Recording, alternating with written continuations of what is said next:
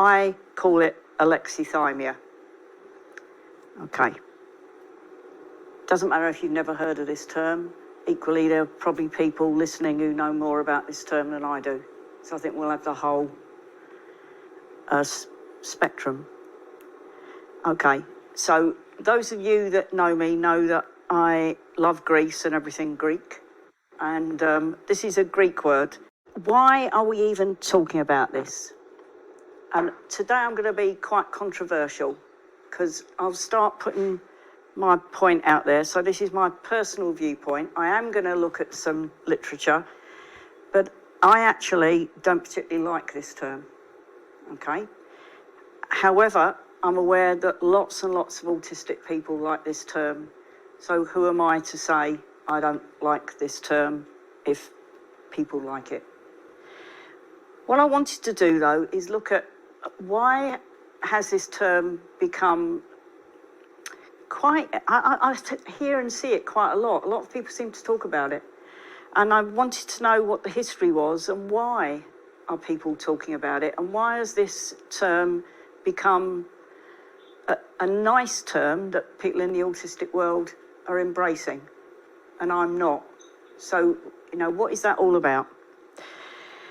So, it was first conceptualized in 1973 by two people, Thymia and Sifnios. Sifnios is Greek, and they're both psychiatrists. It's a Greek word.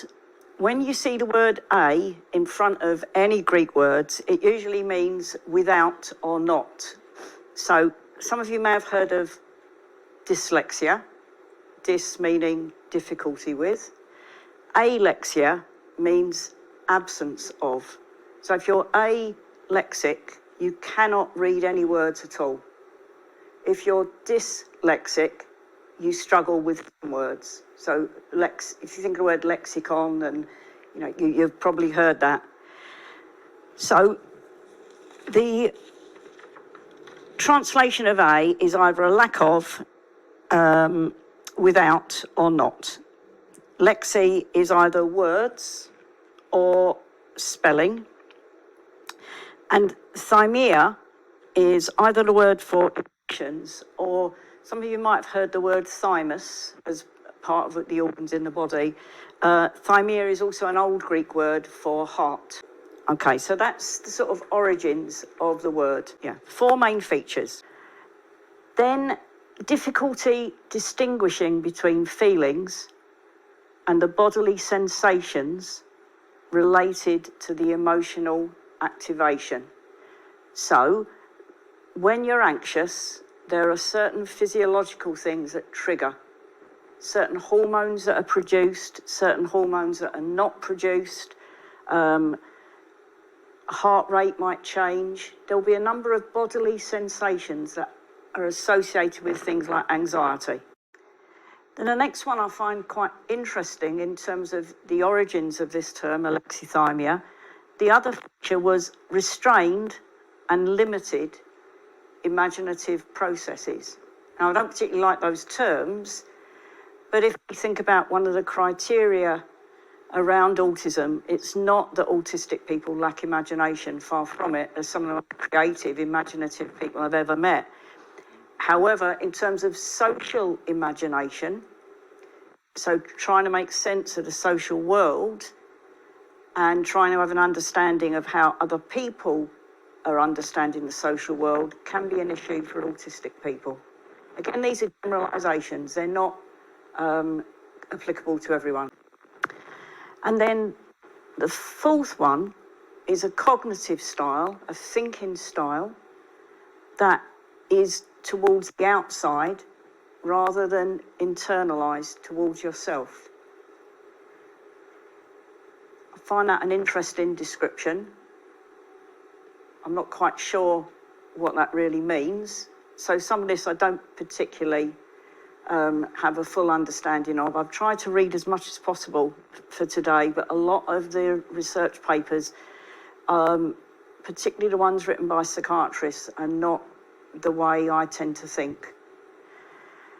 The origins prior to thymia and syphnios came from Freud, psychosomatic conditions, and psychoanalysis. And Freud is not someone that I particularly adhere to. I think you could argue Freud was one of the most important psychiatrists of all time. Some people would argue that.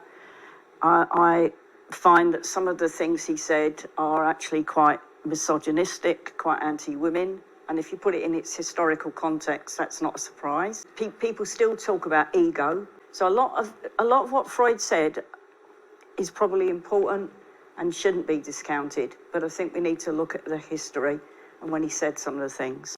But I really do think it's an important topic to discuss. Tweet in recent history where you saw an article of ours and attributed the alexithymia as a symptom of autism, but a lot of the research out there in not just non-clinical populations, but people with traumatic brain injuries, people with naturally occurring ADHD, people schizophrenic, people who have chronic depression, they also see higher levels of alexithymia and report much of the same phenomenon, and also report our reduced social interaction and difficulty with empathy, expression, and pretty much all that goes with it. And so rather than it necessarily being a symptom of autism, was it perhaps that it's something that maybe haven't been informed by your autism such that society doesn't necessarily view us in the nicest terms? And if you face a lot of rejection or, a lot of traumatic experience in one way or another, do you feel like that had any impact? I mean, revisiting your childhood, is there anything you think you can point to or things you can point to that may have an explanation for that? I mean, I guess to cite this study. Yeah, go ahead. We're talking 10% of the non-clinical population with alexithymic traits. And another study titled Alexithymia, Not Autism, is Associated with Impaired Interoception, published in 2016 in the journal Cortex. They found that actually, as a variable, alexithymia predicted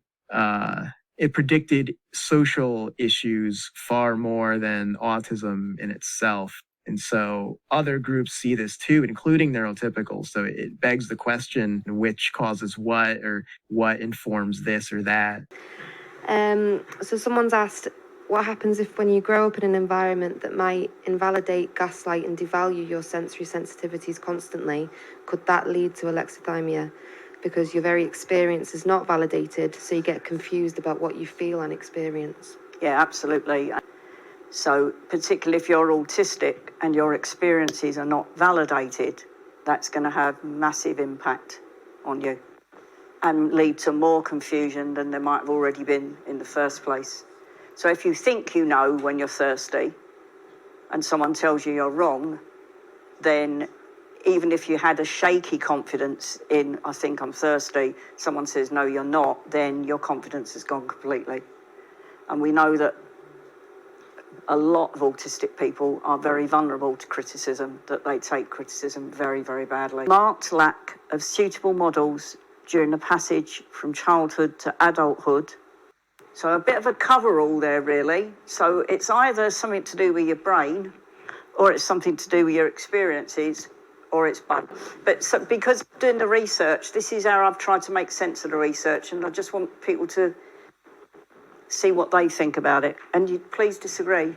This is quite a new thing for me. I just don't like the term, but I need to justify why I don't like it. Okay, so it could be, this is going on from the other slide, a neuroanatomical or physiological defect. So it's either hardwired in terms of your neuroanatomy, so how your brain is, or it could be about physiology. So that'd be more around your body in terms of maybe heart, lungs, hormones, noradrenaline, adrenaline, all those things contribute to our emotional worlds. Then somebody else suggested it was the connection between the limbic system and the neocortex not functioning properly. The limbic system is somewhere around here, and that is where we process emotion, we think, in as much as we understand the brain at all. The neocortex is the very, very front of the brain. It's the new part of the brain. So it's not the old reptilian brain, it's the more mammalian brain. So the brain, if you sort of start at the back here with the cerebellum, that's the bit that controls your real basic stuff around balance, heart, so on. If you think about it, when people are declared brain dead, this is when this bit has gone and all of the front has gone as well.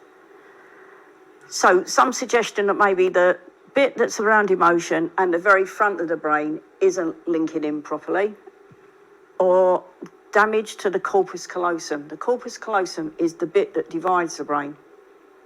That divides us into right, I'm going to get me right and left wrong, right and left hemisphere. The corpus callosum divides it. That if the right and the left side of the brain aren't talking to each other, that could be the cause of it. Then there's another hypothesis that it's about psychological trauma. That's a bit of a big thing, which is not without controversy. And then the suggestion is the diagnosis, which is picking up a bit, Darren, what you're saying, or is it the personality trait? It is not in ICD or DSM. So it actually isn't a diagnosable condition. So anybody who says they've been diagnosed with alexithymia, no, they haven't. They can't be. And I've looked here, there, and everywhere to see have I got this wrong, but it is not a diagnosable condition. So then I started to look for more recent papers. I've got some of them here. And there was trying to establish links between alexithymia and obsessive compulsive disorder, alexithymia and body image disorder, and alexithymia and serious binge eating. Okay, so there's research papers looking at this concept that isn't a diagnosable condition across a range of conditions. Now, one study that I do want to talk about is the breast cancer study in Finland, which is a very recent study, which really concerns me. That they, on paper, it looks a really good study with a large sample size. However, see if you're as concerned about it as I am. One of their conclusions was women who had terminal breast cancer were more alexithymic than people who had curable breast cancer. And I am concerned about that because I'm thinking, if I had terminal breast cancer, I think I might want to cut off how I'm feeling about things. I think I might want to go, do you know what, I'm not going to be thinking and feeling about that. I'm going to be going and doing all sorts of other things, but I'm certainly not going to turn internally and think about my own emotional world, because that will probably mean I can't do anything. But this was held up as, again, a study looking at alexithymia and saying, so it's just, I worry when you get papers like that, because in the wrong hands, what does that mean? What does that mean for those women? What does that mean for other women who've got breast cancer? Are people then going to do an alexithymia questionnaire on them? What relevance has that got to what those women are going, or men, sorry, men can get breast cancer, apologies. It was only women, this study. The Wikipedia page on alexithymia is good. Have a look at that for yourselves. And then there is a paper that I've brought along with me, if people want to have a look, where it looks at the whole history of the concept. And I've tried to take the most important things from that paper. But it's a very detailed paper.